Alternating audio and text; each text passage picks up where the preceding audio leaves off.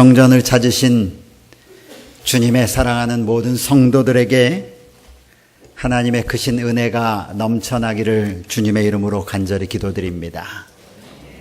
특별히 오늘 오후의 집회를 위해서 저희 교회를 찾으신 우리 민경채 목사님 진심으로 환영드리면서 안식일학교 시간에 가보니까 우리 목사님이 금방 어디 가셨나 인사를 드리려고 갔더니 뒤에 안 계셔서 쫓아가 봤더니 누가 어린이 부장님이 아니시랄까봐 어린이 안교에 가 계신 모습을 보았습니다. 참 큰 감동을 받았습니다. 특별히 어린이를 사랑하셔서 우리 어린 영혼들을 주의 자녀로 키우기 위하여 애쓰시는 우리 목사님의 사역에 하나님께서 크게 축복하시기를 기도드립니다. 여러분이 잘 아시는 것처럼 이번 주에는 양성규 집사님 우리 모친께서 주님 안에서 잠드셨습니다. 그래서 오늘 가족들이 모여 장례를 치르고 있습니다. 대부분의 가족들이 예수님을 잘 알지 못하기에 3일장 장례를 치르기로 결정하여 부득불 오늘 장례를 치르게 되었습니다. 특별히 어머님을 여의고 슬픔과 어려움 가운데 있는 양선규 집사와 우리 홍영호 집사님을 위해서 여러분이 기도와 격려가 있기를 간절히 바랍니다. 우리는 지난 안식일에 하나님을 찬송할 이유라는 제목으로 베드로전서 1장 1절부터 5절까지의 말씀을 함께 상고해 보았습니다. 우리가 지난 시간에 살펴본 것처럼 베드로 전후서는 사도 베드로가 죽음을 앞두고 로마의 감옥에서 하나님의 백성들에게 쓴 유언과 같은 마지막 편지라고 이미 말씀을 드렸습니다. 예수님의 곁에 가장 가까이 오랫동안 있던 제자, 그리고 예수님과 늘 함께 가까이 있던 예수님의 제자, 그의 이름은 베드로였습니다. 예수님을 부인하기도 했었고 예수님을 부인한 죄책감 때문에 괴로워하기도 했었으며 예수님이 부활하셔서 나타나시자마자 가장 먼저 부활하셨다는 소리를 듣고 예수님의 무덤에 달려 들어갔던 제자였습니다. 예수님이 부활하신 후 갈릴리 바닷가에서 그의 제자들을 기다리실 때 예수님을 알아보고 가장 먼저 물속으로 뛰어들어 예수님께 나아갔던 제자가 베드로였습니다. 그러므로 베드로 전후서에는 사도 베드로가 그리스도인들에게 전하기를 간절히 원하는 그런 말씀들이 농축되어 있다고 해도 과언이 아닙니다. 비록 베드로는 배운 것이 없고 글솜씨가 좋지 않아서 그가 전하고자 하는 기별을 유창하게 설명하지는 못했을지라도 우리가 그의 편지서를 조용히 묵상하면 사도 베드로가 하나님의 백성들 그리스도인들에게 전하기를 간절히 원하는 그의 소망들이 그의 편지 곳곳에 묻어 있음을 우리는 발견하게 됩니다. 우리는 지난 시간에 사도 베드로가 간증하는 하나님을 찬송할 이유 몇 가지를 살펴보았습니다.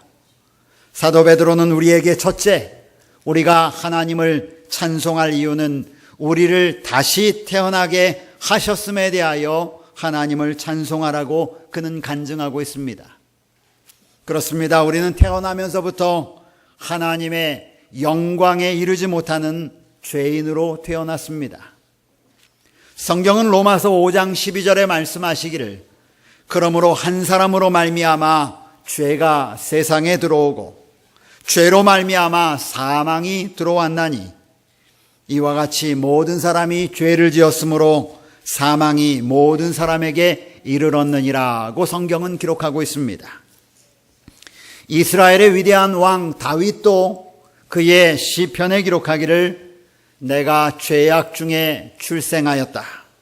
그리고 어머니가 죄 중에서 나를 잉태하였다라고 그는 간증하였습니다. 이 땅에서 남자를 통하여 여인에게서 태어난 모든 사람은 영원히 죽을 운명에 처해진 그런 사람입니다. 그런데 사도 베드로는 우리가 이런 삶에서 다시 태어나게 되었다고 그는 간증합니다.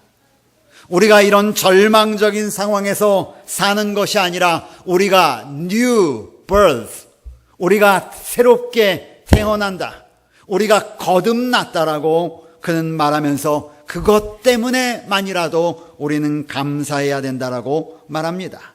그것 때문에 우리는 하나님을 찬송해야 된다라고 성경은 말하고 있습니다. 로마서 5장 18절은 이런 사실에 대해 이렇게 기록하고 있습니다.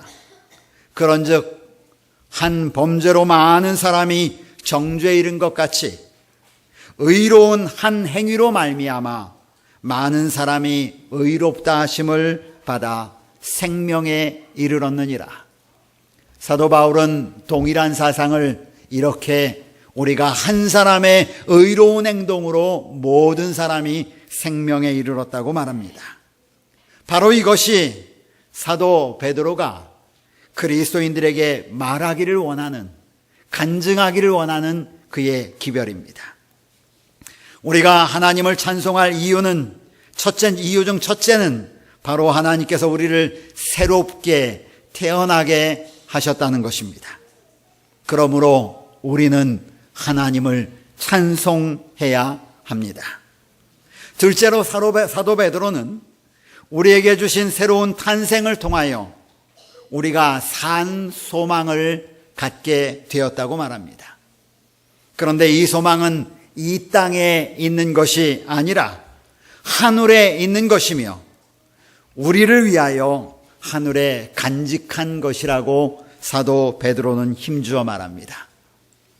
사랑하는 성도들이시여, 사도 베드로가 하나님께 감사하고 찬송하는 그 간증이 오늘 여러분과 저의 간증이 되시기를 간절히 바랍니다. 이제 오늘은 그 다음에 있는 성경 말씀을 살펴보겠습니다. 그 다음에 나오는 말씀을 준비하면서 저는 오늘 말씀의 제목을 크게 기뻐하라 라고 이렇게 정했습니다. 이 제목은 베드로전서 1장 6절 후반부에 나오는 말씀입니다. 여러분의 성경을 펴셔서 한번 보십시오.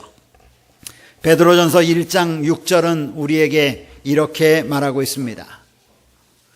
베드로전서 1장 6절, 그러므로 너희가 이제 여러 가지 시험으로 말미암아 잠깐 근심하게 되지 않을 수 없으나 오히려 크게 기뻐하는도다. 따라하십시오. 오히려 크게 기뻐하는도다.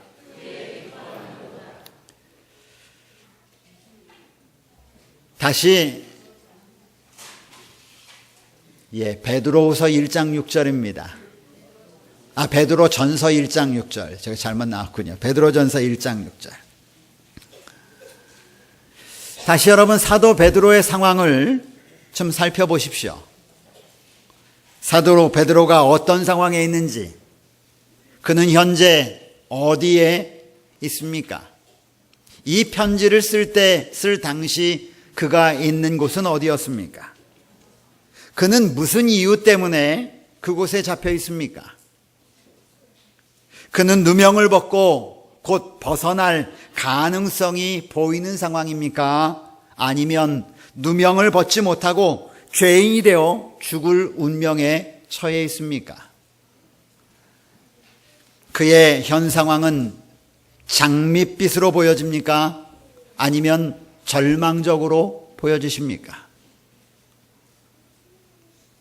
여러분이 제가 드린 이 질문에 대하여 하나씩 대답을 해간다면 사도 바울의 현 상황은 로마의 감옥에 있고 그는 예수 그리스도의 복음을 전하다가 그는 갇힌 바 되었고 그는 곧 이 누명을 벗고 벗어날 상황이 아니고 우리가 잘 아는 것처럼 그는 이때의 형장의 이슬로 사라지는 순교자가 되었습니다.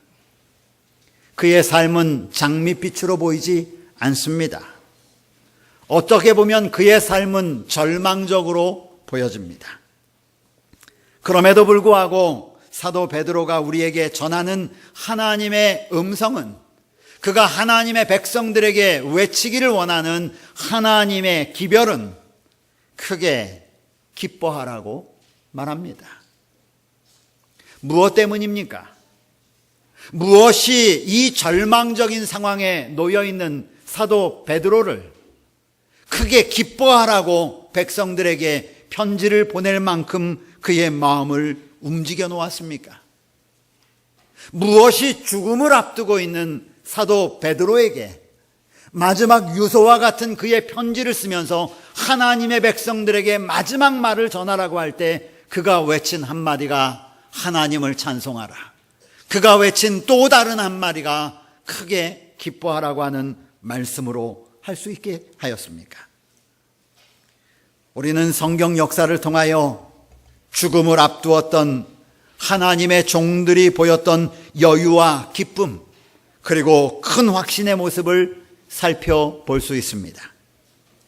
사자굴과 풀무불 앞에 서 있던 다니엘과 그의 친구들의 모습을 상상해 보십시오. 오랫동안 굶주린 사자의 포효 앞에 서 있는 하나님의 백성들 말입니다. 평소보다 7배나 더 뜨겁게 불을 지펴놓은 풀무불 앞에 서 있었던 하나님의 종 다니엘과 그의 친구들의 모습 말입니다. 그들은 단 한순간도 초조해하지 않습니다. 그들은 오히려 담대했습니다. 예수님의 제자 가운데 최초의 순교자로 죽음을 당했던 스데반의 모습을 그려보면 그 역시 죽음을 앞두고 그 있는 상황에서 초연함을 잃지 않았습니다. 사도행적 101쪽은 말하기를 이렇게 그의 모습에 대하여 기록하고 있습니다. 그의 얼굴에 나타났던 하나님의 인에 대한 기억, 그것을 들었던 그 영혼들을 감동시켰던 그의 말 등은 보는 이들의 마음에 간직되었으며, 그리고 그 용모에 머물렀던 영광을 지울 수가 없었다. 성경에 기록된 하나님에 의하여 쓰임을 받았던 많은 종들이 이런 동일한 경험을 하였습니다. 기뻐하고 감사하라는 그런 경험 말입니다. 우리가 상상할 수 없는 절망과 좌절 가운데서 그들은 모두 한 가지로 주의 백성들에게 말하기를 기뻐하라고 말합니다. 시대소망 629쪽은 이렇게 기록하고 있습니다. 하나님께서는 당신의 증인들이 체포되고 신문을 받으며 옥에 갇히는 경우들을 통하여 당신 자신을 나타내셨다. 그러나 재판관들은 그들에게 사형을 선고하였다. 그들은 세상이 감당할 수 없는 사람들이었다. 무엇이 세상이 감당하지 못하는 사람이 되도록 그들을 만들어 놓았습니까? 무엇이 우리와 동일한 성정을 가지고, 동일한 생각을 가지고, 동일한 배고픔을 느끼며, 동일한 추위를 느끼고, 동일한 두려움을 느끼는 그 사람들을 세상이 감당하지 못하는 사람으로 변하게 만들었습니까? 여러분은 이해할 수 있겠습니까? 무엇이 그들을 이렇게 간증하게 만들었으며 무엇이 그들을 이렇게 담대하게 만들었는지요. 오늘 우리도 그들의 간증의 이유를 살피며 그들이 하나님께 올린 간증에 참여함으로 기뻐할 수 있는, 감사할 수 있는, 하나님의 십자가를 함께 지고 나갈 수 있는 그러한 성도가 되기를 저는 간절히 기도합니다. 그렇다면 사도 베드로가 성도들을 향하여 기뻐하라고 한 이유는, 그렇게 만든 동의는 무엇이었습니까? 성경은 그 이유를 무엇이라고 말씀하고 있습니까? 베드로전서 1장 6절을 함께 보았습니다. 6절은 첫 시작을 그러므로 라고 하는 단어로 시작합니다. 제가 여러분들에게 여러 번 말씀드렸을 것입니다. 성경에 그러므로 라고 하는 단어가 나오면 반드시 앞에, 그 성경절 앞에 무슨 말씀을 했는지 반드시 살펴보십시오. 6절을 제가 길게 읽었지만 한마디로 줄이면 그러므로 크게 기뻐하라 입니다. 따라해 보십시오. 그러므로 더 크게, 그러므로 크게 기뻐하라. 6절에 길게 설명되어 있는 내용을 쭉 압축해가지고 짧게 만들면 그러므로 크게 기뻐하라입니다. 그런데 그 사이에 여러 가지를 설명하고 있는 것입니다.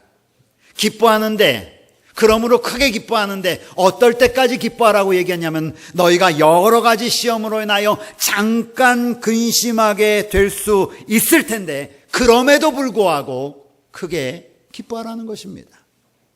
중간은 빼도 됩니다. 그러므로 크게 기뻐하라. 여러분, 6절의 말씀을 가만히 보시면서 여러분은 불일치를 보게 될 것입니다. 무슨 불일치냐면 근심과 걱정이라는 단어와 기쁨이라는 단어가 함께 나오는 것입니다. 결코 어울릴 수 없는 단어죠. 근심과 걱정, 그리고 기쁨은 완전히 상반된 단어입니다. 그런데 어떻게 이 두 단어를, 서로 상반된 두 단어를 한 문장에 넣을 수 있는지, 그것이 놀라운 것입니다. 오늘 이 시간에 이 자리에 참석한 성도들 가운데 혹시 여러 가지 시험으로 말미암아 근심하고 있는 성도들이 계시다면 오늘 이 말씀이 힘과 용기가 되시기를 저는 간절히 바랍니다. 사도 베드로는 이러한 상황에 있는 하나님의 백성들을 향하여 외칩니다. 근심과 걱정으로 잠깐 동안 괴로워하고 있는 하나님의 백성들을 향하여 크게 기뻐해라. 오히려 크게 기뻐하라고 말합니다. 그렇다면 사도 베드로가 그렇게 외칠 수 있는 이유는 무엇입니까? 무엇이 감옥 가운데 있었던, 무엇이 절망과 좌절 가운데 있었던, 무엇이 죽음을 앞두고 있었던 사도 베드로가 그의 판을 들어서 그의 사랑하는 성도들에게 기록하면서 오히려 크게 기뻐하라고 말할 수 있게 만들었습니까? 그래서 제가 앞절에 무슨 내용이 기록되어 있는지 보라는 것입니다. 여러분의 성경 베드로전서 1장 5절 바로 앞절을 한번 보십시오. 베드로전서 1장 5절. 그러므로 라고 하는 말이 나온 바로 베드로전서 앞에 있는 1장 5절. 1장 5절은 이렇게 말합니다. 너희는 말세에 나타나기로 예비하신 구원을 얻기 위하여 믿음으로 말미암아 하나님의 능력으로 보호하심을 받았느니라. 여기 5절의 첫 문장을 너희는 이라는 단어로 시작하죠. 5절에 나오는 너희가 누굽니까? 여러분입니까? 오늘 사도 베드로가 5절에 너희는 이라고 얘기하면서 말한 너희가 누구입니까? 예? 여러분들이 성경을 제대로 보셔야 합니다. 이 너희는 누구냐면 4절에 나와 있는 사람들입니다. 근데 4절에 나와 있는 사람들은 어떤 사람이냐면 이런 사람입니다. 예수 그리스도께서 너희를 거듭나게 하셔서 산 소망을 받은 자들, 예수님이 너희를 거듭나게 하셔서 하늘의 유업을 이들 자들.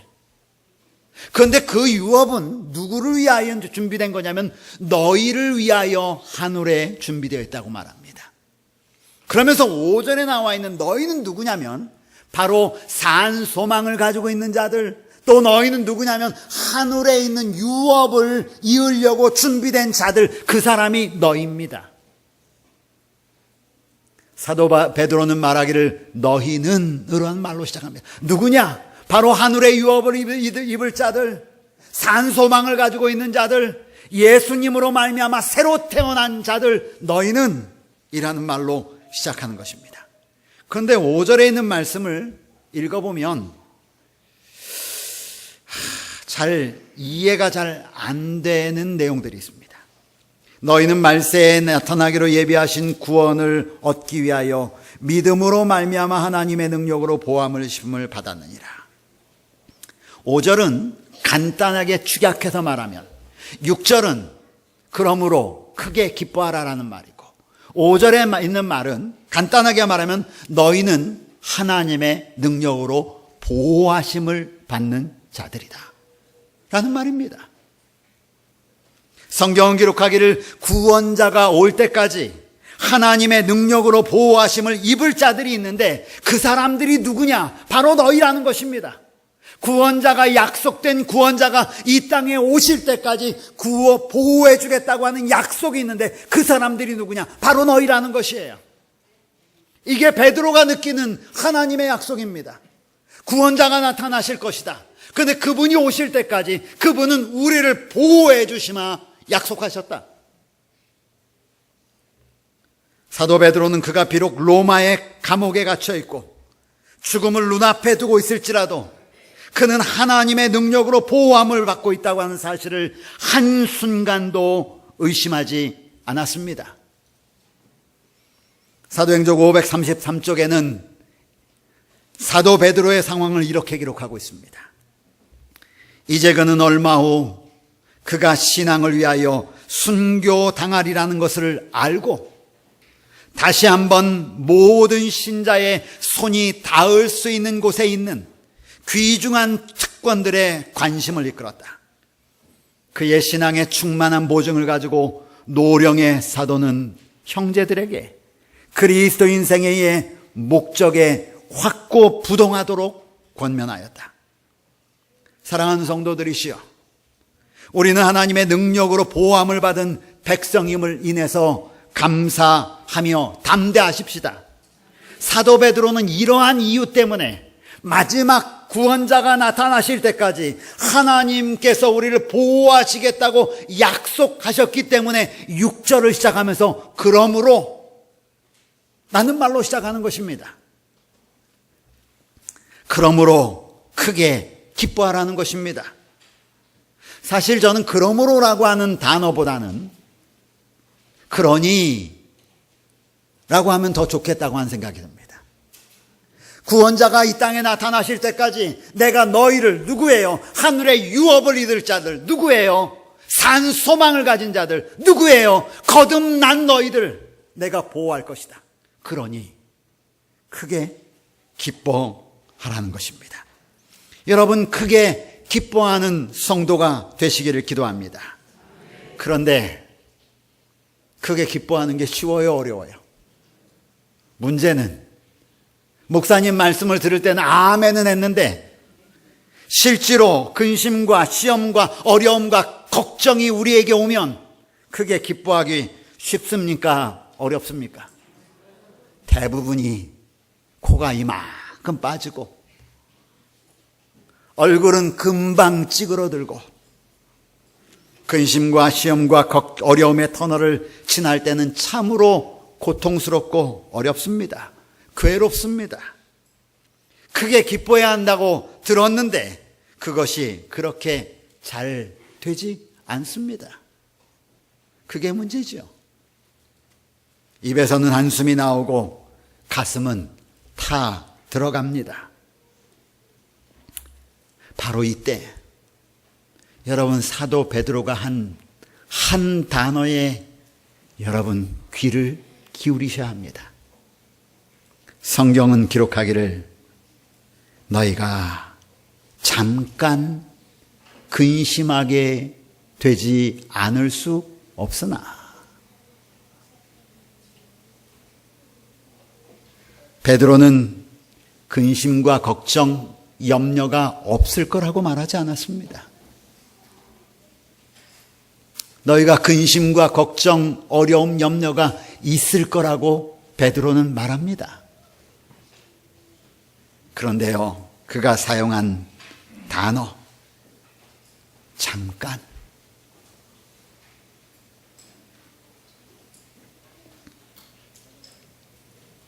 하나님의 영원한 시간에 비추어 보면 하나님의 영원한 시간입니다.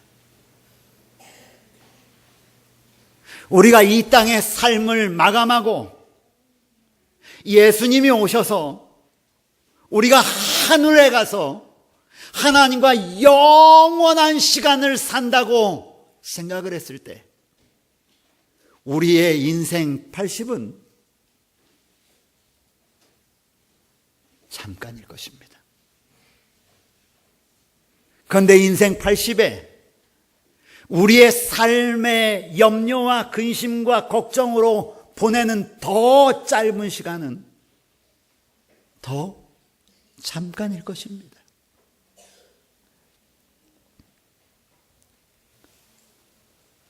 하나님의 영원한 시간에 비추어 보면 우리의 고난과 염려와 근심과 걱정의 시간은 잠깐입니다. 긴 터널처럼 끝이 보이지 않는 것 같은데 잠깐입니다. 그런데 그 잠깐 하는 근심조차도 우리가 감사할 이유가 그 다음 성경절에 사도 베드로는 이렇게 기록합니다. 7절이요. 너희 믿음의 확실함은 불로 연단하여도 없어질 금보다 더 귀하여 예수 그리스도께서 나타나실 때에 칭찬과 영광과 존귀를 얻게 할 것이니라. 제가 지금 이 말씀을 지금 여러분이 충분히 이해하고 아멘할 수 있을지가 제가 염려가 됩니다. 이게 한국 번역 성경의 문제인 것 같습니다. 읽을 줄 알아요.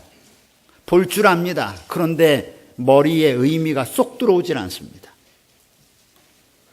그래서 제가 강순기 버전으로 다시 번역했습니다. 들어보십시오. 이러한 시련들과 시험들이 너희 삶에 다가올 것이다. 그래서 그 결과 너희의 믿음이 진짜인지 증명될 것이며 이 진짜 믿음으로 인하여 예수님께서 나타나실 때에 너희가 찬양과 영광과 존귀를 얻게 될 것이다. 아멘. 시련은 고민과 걱정과 염려는 이 땅에서 우리가 맞닥뜨리는 삶의 무게들은 우리가 그 고단의 터널을 지나갈 때는 끝이 없이 길게 보이지만 사도 베드로는 오늘 우리에게 말하기를 너희가 크게 기뻐해야 될 이유는 너희가 비록 이 땅에서 그런 근심, 걱정, 어려운 염려를 너희가 경험하지만 그것이 잠깐이기 때문이야. 그리고 또 하나 너희가 기뻐해야 될 이유는 너희가 이 땅에서 당하는 시련과 염려와 근심과 걱정을 대처하는 너희의 믿음이 진짜인지 아닌지 분간하게 할 거야. 그리고 예수님이 오실 때에 너희의 진짜 믿음이 결국 주님으로부터 큰 상을 받게 될 거야. 그러니 너희가 이 사상을 알았으니 나는 지금 감옥에 있어도 나는 지금 죽음을 눈앞에 두고 있어도, 나는 지금 너희와 떨어져 있어도, 나는 자유롭지 않아도, 나는 비록 죽을지 몰라도, 나는 비록 사람들이 바라볼 때 불쌍해 보여도, 나는 감사해.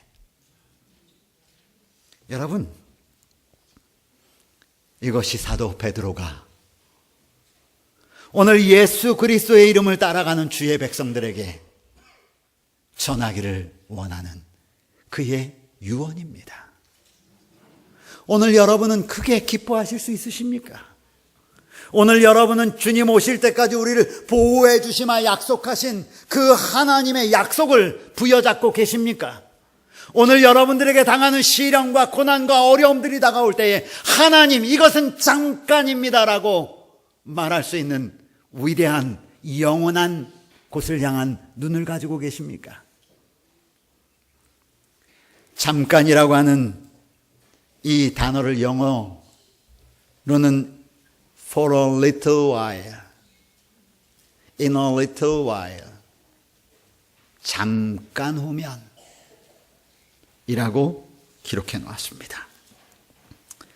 찬미가 538장의 제목이 우리 즐거운 노래 같이 부르세.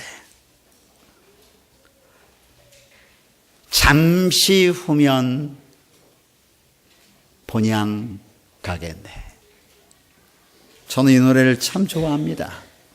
In a little while, 잠깐 후면. In a little while, 잠깐 후면. We shall cross the billows foam. 우리가 거친 바다에 이는 그 거품들을 지나갈 것이고, We shall meet at last. 우리가 마지막에는 만날 것인데, When the stormy winds are past. 거친 바람들이 다 지나고 난 다음에 In a little while, 잠깐 후면 We are going home. 우리가 집으로 돌아갈 것이다. 여러분, 오늘 베드로가 가지고 있는 이 믿음이, 이 간증이 오늘 이 자리에 있는 우리 사랑하는 성도들의 믿음과 간증이 되기를 간절히 바라면서 말씀을 마치겠습니다.